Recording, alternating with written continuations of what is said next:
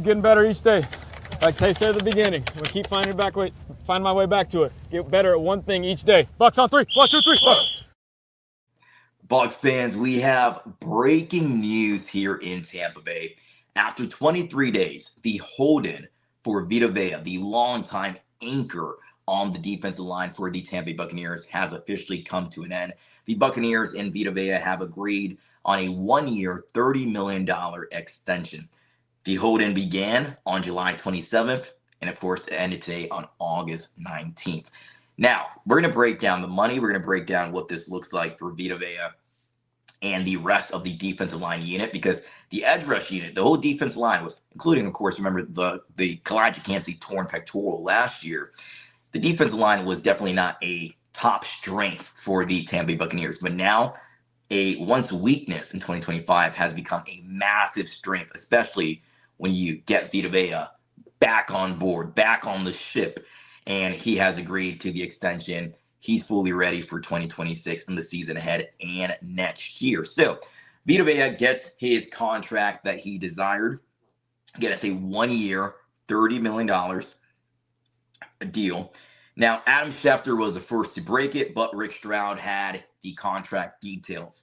So at the age of 31 this year in 2026, in terms of new money, Vita Vea is looking at a contract of about $24 million in 2026. That is a bump if you rounded up his contract previous to this extension.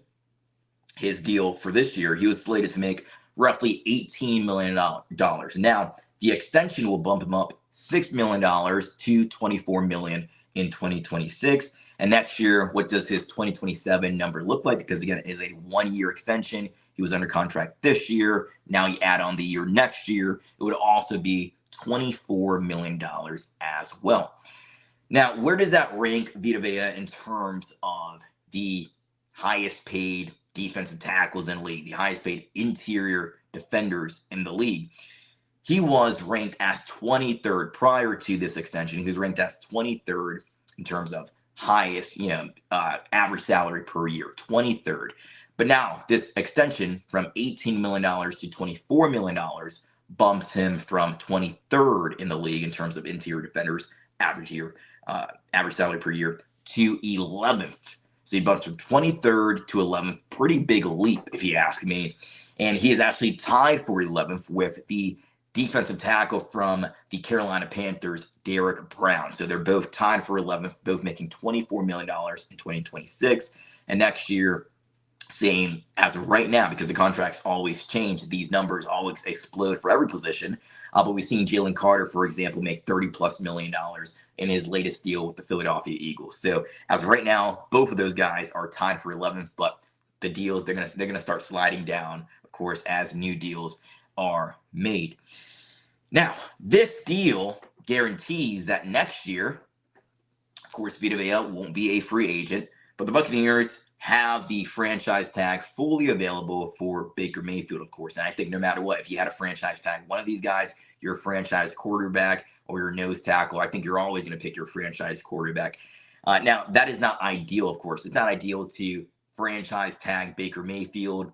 We know the dead money situation. If the Buccaneers don't extend Baker Mayfield prior to mid-February, there's going to be $30+ million of dead money on the books for the Tampa Bay Buccaneers in the year 2027. Now they can spread that number out over the next few years if they extend Baker Mayfield prior to that mid-February deadline. But now if they needed, in terms of a last resort solution to keep Baker Mayfield in Tampa, they now have that franchise tag fully available for Baker Mayfield, and essentially Baker Mayfield only. There's other guys you can extend if you want to extend franchise tag Yaya Diaby or Cody Mack, but I think it'll be Baker Mayfield if it comes to that at the very end. Now, when we look at this defensive line as a whole, it's pretty scary. We were thinking if Vita Vea were to be traded, because remember, he demanded a trade. And to talk about that real quick, I don't think that was the correct way to conduct business. I've talked about this before. Demanding a trade when you're a longtime player on a team, really any time, but especially when you've been with a franchise for so many years and you demand a trade because you don't get the contract you wanted when you were under contract already making $17+ million. I think that is a bad look. Now, this is what he was told to do essentially by his agent, maybe other people around his inner circle. But I think that was a bad look. It was a bad move overall. But I guess he did win at the end, right? But overall, for me, when you demand a trade from the team you've been on for a very long time, it just shows a lack of loyalty to the fan base, to the city, to the team, to the front office, everybody. It's just a lack of loyalty. You were under contract and you signed the contract. It was a 4-year contract. You knew that going into it. You're in the final year. Somebody was going to end up paying you in March of 2027, whether it was Tampa or somewhere else. He got the deal. That drama's over. We can move on now. But we look at that defensive line. If Vita Vea were to be traded, it probably would have been A'Shawn Robinson, who the Tampa Bay Buccaneers brought over in free agency this year from the Carolina Panthers. He would likely have slid over into nose tackle, replacing Vita Vea. And you have a healthy, finally healthy, hopefully stays healthy, Calijah Kancey next to him. And who would have been that third guy in a 3-4 look? It might have been Elijah Roberts. Elijah Roberts, who had a great preseason opener debut. Well, not debut, but preseason opener for the 2026 season. He had a sack in the second quarter and a tackle for a loss. He looked impressive out there. A'Shawn Robinson has been on him throughout the entire training camp. He sees the potential in him. So it could have been Elijah Roberts. Could have been a guy like DeMonte Capehart, who was the 5th-round draft pick this year out of Clemson. But luckily, we don't have to wonder who it would have been, who it could have been. Vita Vea is here to stay in Tampa Bay. That is good news for all Bucs fans. He goes in at nose tackle, of course. You have A'Shawn Robinson, the mean, nasty. He plays with an aggressive edge. He reminds me of Ndamukong Suh. He's a guy who's professional. He's clean. He has great character. But on the field, he snaps. He's a completely different guy. And if I was to quote A'Shawn Robinson, he says he's an ass kicker. So the Buccaneers wanted to get more mean, more aggressive on defense, and they surely have done so this offseason with guys like Rueben Bain Jr., A'Shawn Robinson, Josiah Trotter, of course. Even a guy like Alex Anzalone brings a little bit of a mean edge to him in his game now. He's clean, he's professional, all these kind of things, but just plays with a little bit of aggressiveness to his game, and he's fun when he's out there. But again, you have these three guys now, Vita Vea, A'Shawn Robinson, Calijah Kancey on the edges. You have Rueben Bain Jr. and Yaya Diaby. And Rueben Bain Jr., he has been the superstar, one of the superstars of training camp.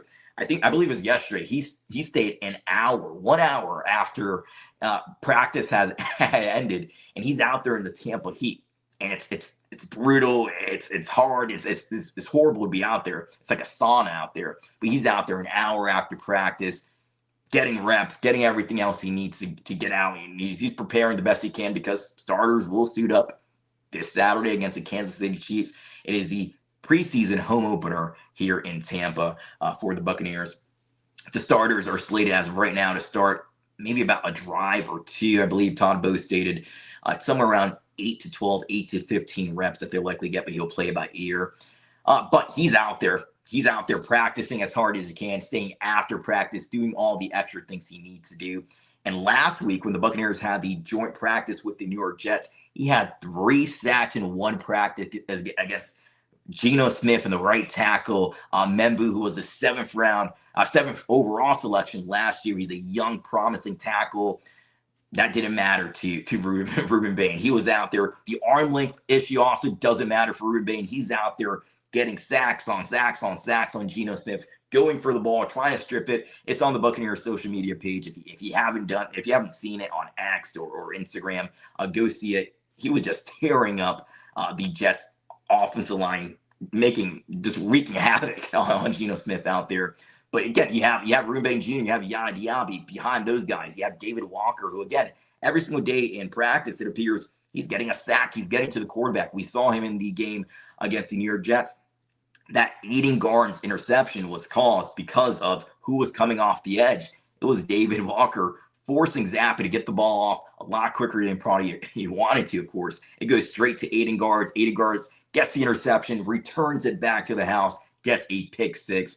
So this is a very scary defensive line unit for the Tampa Bay Buccaneers. And then you have those 2 inside linebackers, Alex Anzalone, and it's Savassi Dennis versus Josiah Trotter on the depth chart. Savassi Dennis is leading Josiah Trotter, but I just think they're making the rookie earn his spot, of course. I think when the season comes along, Josiah Trotter will be the starting inside linebacker right next to Alex Anzalone. So this is a very scary defensive front. And the big issue for this Buccaneers defense is really the depth at outside corner. And you have guys like Aiden Garnes. He's an undrafted free agent out of the University of Arizona. But when you have a defensive front who can get to the quarterback, who can cause pressure throughout the game, and you have a rotation of guys, you don't just have Rueben Bain Jr. and Yaya Diaby. You have David Walker, you have Al-Quadin Muhammad. You have a rotation at interior defensive line as well. You have guys who can consistently get to the quarterback. Oh man, that's going to make those guys in the backfield, the defensive backfield, their job and their life a lot easier. So guys, if you have not done so already, again, this was breaking news, pretty quick video overall. Vita Vea gets his extension, 1 year, $30 million. It'll be $24 million in 2026, $24 million also in 2027. The long-time Buccaneer is going to stay in Tampa at least until the end of next season. If you guys have not done so already, please make sure you subscribe. It's quick, it's free.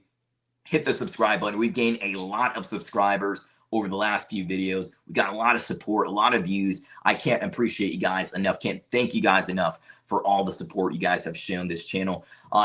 Just share this video with your friends, family members. If you know somebody who's a Tampa Bay Buccaneers fan, share this video with them. This continues to help us expand here at Vita Vea, continue to grow our numbers, and continue to try to succeed, try to create a channel that the purpose for this channel is for the audience, of course.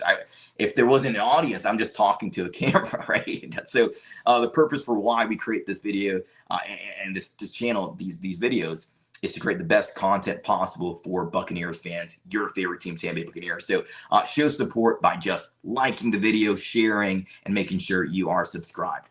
I'm your host, Daniel Morales, signing out. Thank you guys so much for watching. Bye-bye.